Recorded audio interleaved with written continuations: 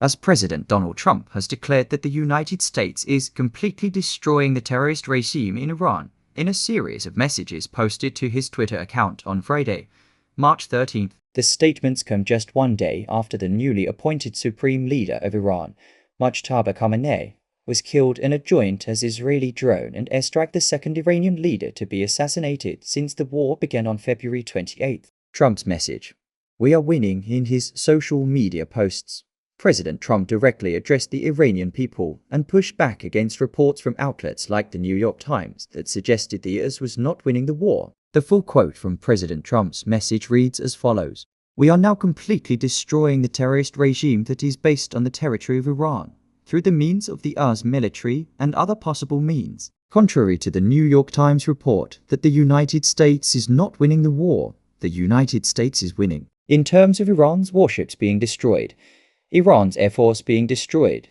including its missile defense system being destroyed, its capabilities have been reduced to almost nothing. We have eliminated the leader of Iran's terrorist organization. Our military is now at an unprecedented level. We have significantly reduced Iran's military capabilities. For 47 years, the Islamic Republic of Iran has been killing its own people. For me, as the 47th President of the United States, I am killing those leaders. What is amazing is that we are doing it. Trump's declaration follows the death of Mujtaba Khamenei, the son of longtime leader Ayatollah Ali Khamenei, who was assassinated on the first day of the war. The younger Khamenei had only held power for a matter of days before he was killed. In his final message to the Iranian people before his death, Mujtaba Khamenei had appealed for calm, stating that unlike his father, he would not kill protesters indiscriminately. However, opposition politicians have dismissed this as propaganda, noting that Mujtaba was widely believed to have participated in the violent crackdown on protesters in 2022,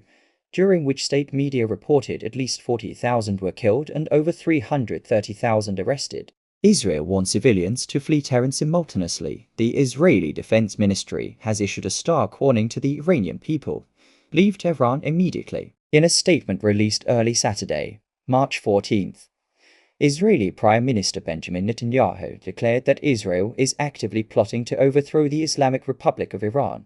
The Defense Ministry warned civilians to stay away from any areas where Iranian military or government infrastructure is located, stating that the capital is now a primary target. On the night of March 12th and into the morning of March 13th, heavy shelling was heard across Tehran. The Israeli military confirmed it had launched a new wave of strikes on several key Iranian targets. According to the Israeli Defense Ministry, the bombing campaign successfully hit ballistic missile production sites, missile storage facilities, multiple Iranian air defense battery as a weapons manufacturing site in eastern Tehran, the main headquarters of the Islamic Revolutionary Guard Corps (IRGC), the headquarters of Iran's National Security Forces. Local Israeli media reported that up to 200 sites have been destroyed in recent days, most of which were IRGC military bases and government buildings.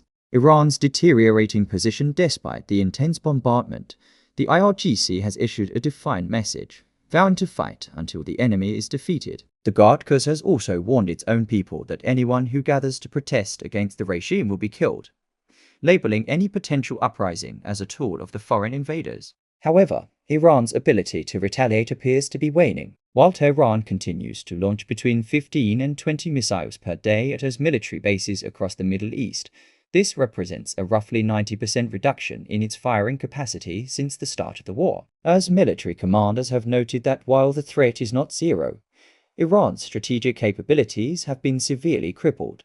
With the capital under constant bombardment and the people being urged to flee, the Islamic Republic of Iran is facing its greatest test in 47 years. Whether the regime can survive the combined assault from the US, Israel, and the potential for internal collapse remains the central question of this conflict.